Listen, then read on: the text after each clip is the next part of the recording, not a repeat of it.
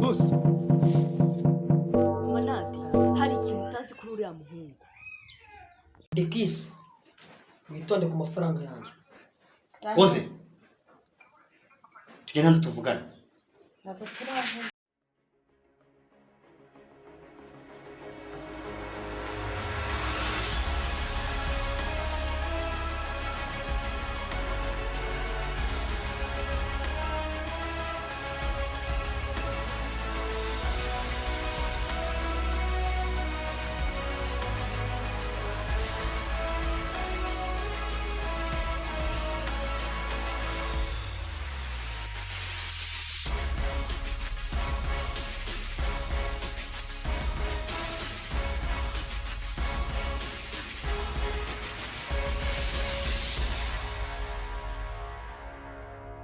ntukiboneka ibintu byose cyagenze bite? Dekisi rero urabizi iri niga yanjye nta kintu naguhisha. Boze nawe urakabya none nizere ko ibintu ugiye kumbwira hari ubunyunyusi arabiroteye yose byagenze bite? Hari ahantu ndi kubona hava amafaranga. Ariko se woze ngo hava amafaranga wowe buryo se hava amafaranga uyakoreye se uyagujije se cyangwa uyibye? Sinzabanyakoreye sinzabanyagujije arubwo nzabanyibye. Ndagira ngo tubiganireho kumve niba bitabyara ingaruka ahubwo ngira inama. Ariko rwose woze nawe uransetse nyine ahubwo nteza amatwi kugira ngo noneho numve ibyo bintu ngishe inama ariko ntiyamatsiko. Uzaba uyakoreye uzaba uyagujije nta nubwo uzaba uyibye.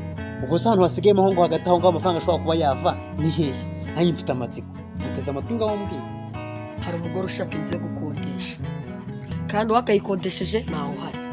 Gusa ibijyanye n'imfunguzo byo nzi ahantu biri. Ayo mafaranga nyaryo cyanyareke. Ngo ngende kumva ayo mafaranga utari n'ubukene buriho mani keretse niba ubona ari njye ntayarya. Wowe uzagenda wambare neza numara kwambara neza wambare kote wituma karuvati ubundi umuhamagare muhurira ahantu ubundi mwandikiranwe neza ku murongo neza buri kimwe ubundi amafaranga yakubite umufuka. Ahubwo nanjye uzanyibuke nayo byo kuvuga yamenya se yashona se akaraka wowe uzabigenza gutyo. Ahubwo wowe umva gahunda niyo ngiye. None se Deki wakodesha umuntu inzu ukaniyanikira ahubwo wowe uzaza utwandikira.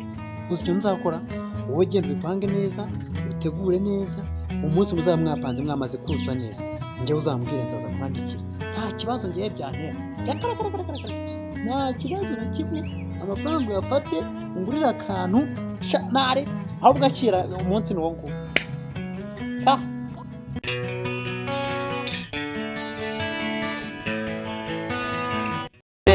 nimuze twidagadure twishimire ibyo twagezeho twisigasire aka kanya twiboneye.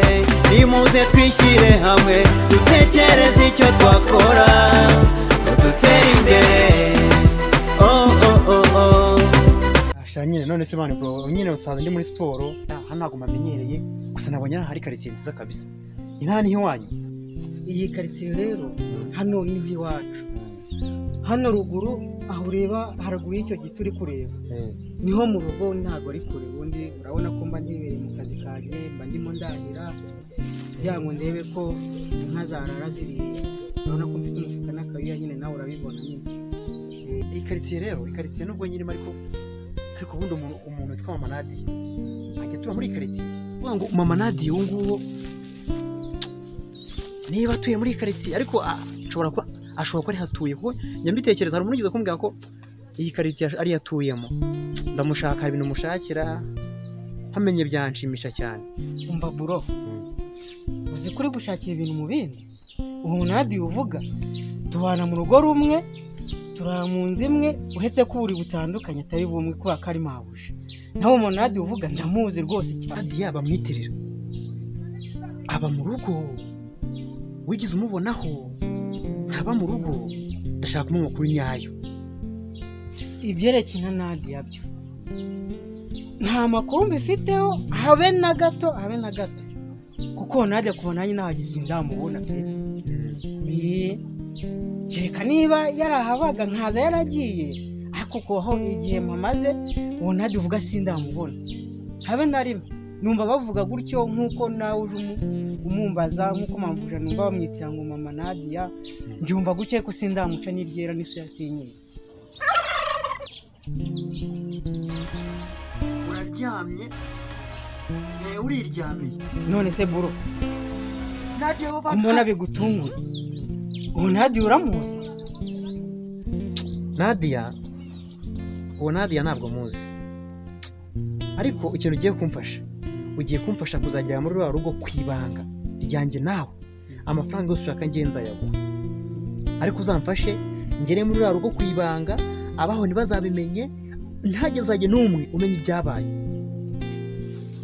Umunaburo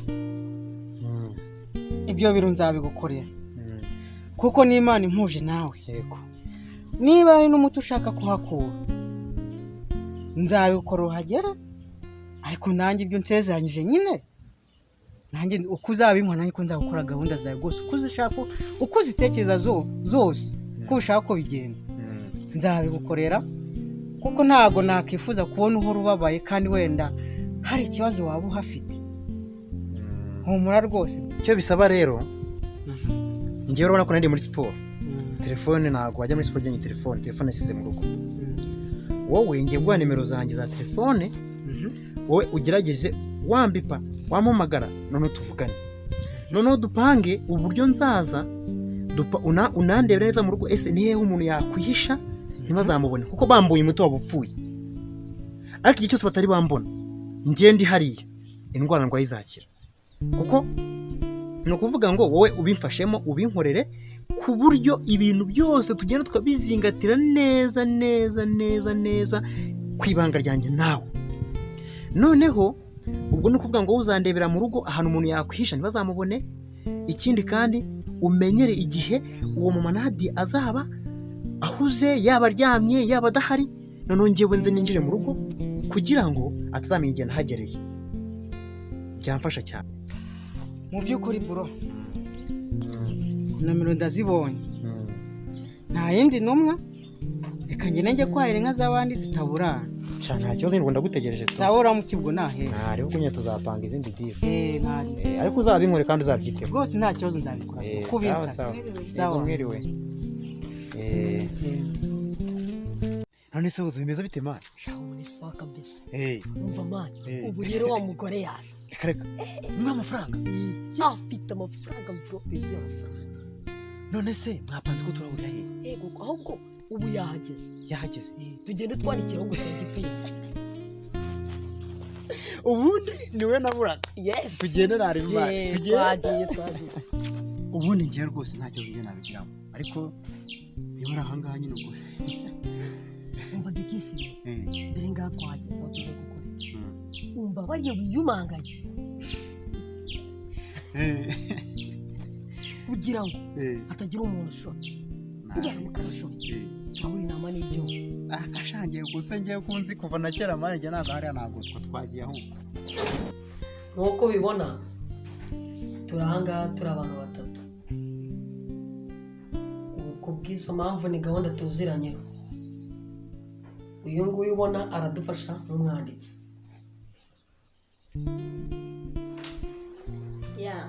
ibyo birumvikana. Nanjye nibaza ukuntu turaza ahangaha tukifasha ibintu byose turi babiri. Ngo babiri erega njye ndi mukuru. Ariko umugani wanyu ibyo uzavuga ni ukuri. Mwateguye ntacyo mutakoze, ubundi ako kantu mwangara akanyandikiye. Kwandika byo we asoni tuzameneka, ariko kwandika byo ni ibintu nzi. Ntabandikira usinye rero uburyo mugabo ahangaha uzabihamya, uretse ko nta n'ikibazo gishobora no kubizamo ibi bintu rwose. Ibintu birimo gakana.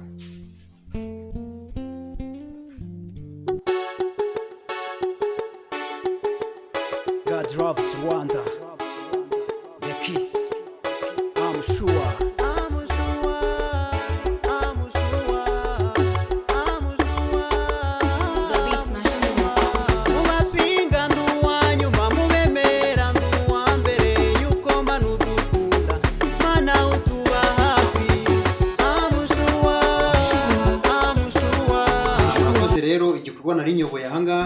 kubandikira ibijyanye n'amasezerano y'ubukode ndabona birangiye na ngo mbasomere mwumve niba koko ibintu byose bimeze neza. Ngewe uze nkodesheje inzu yanjye na Kanyange amezi 3 yo kubamo, amaye amafaranga 120. Abagabo hasi turasinya.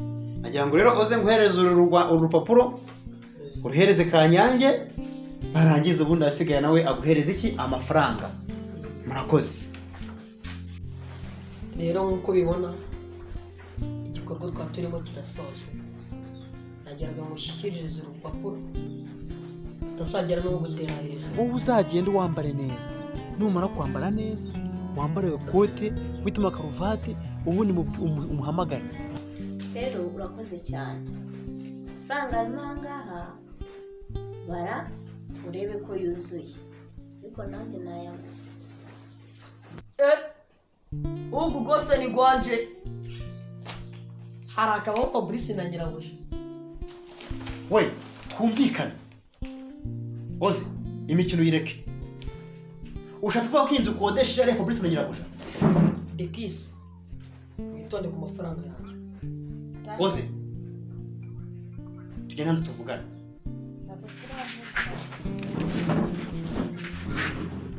Yanzu nakubwiraga nayibonye, ariko abantu gikodesheje nabo bari gushwana. Mbaye nyereza umwe amafaranga undi arayamushikuza. Reka mbakurikirane ndebe ndaza kukubwira. Ugende kumva ayo mafaranga utari n'ubukene buriho mwana. Iya nzu nkodesheje niya wineza abantu. Yego rugiwe uzarya n'umuriro. Iriya nzu ukodesheje uzi ko ari njye bayiragije ngo nyirinde nimenye. Fabrice aragiye nawe rero, ariko sha ntabwo byaguhira. Aya mafaranga yo ayayo. Mwabasore kumvikana.